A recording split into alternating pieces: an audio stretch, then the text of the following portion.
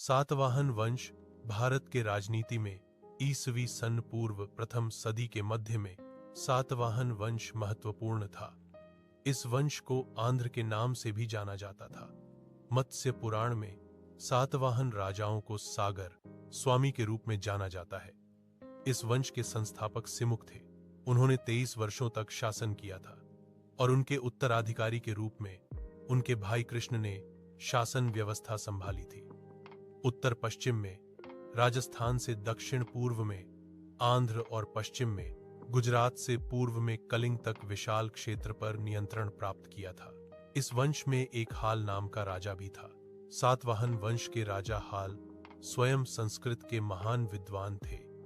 प्राकृत ग्रंथ गाथा हा सत्साई की रचना हाल नामक 7 वार राजा द्वारा की गई मानी जाती है, जिसमें 700 श्लोक हैं।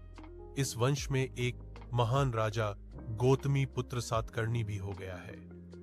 इस वंश के प्रतापी शासक गौतमी पुत्र सातकर्णी का शासन ईसवी सन 106 से 130 था। गौतमी पुत्र सातकर्णी को पश्चिम का स्वामी कहा गया है।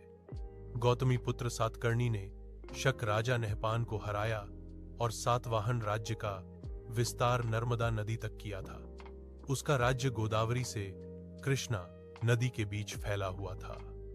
उसकी राजधानी महाराष्ट्र के औरंगाबाद के पास स्थित प्रतिष्ठान यानी आज का पैठण थी।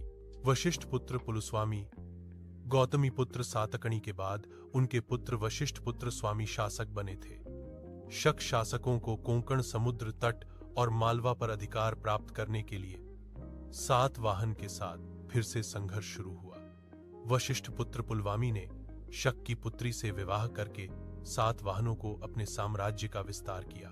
सौराष्ट्र के शक शासक रुद्रदामन प्रथम ने सातवाहनों को 2 बार हराया।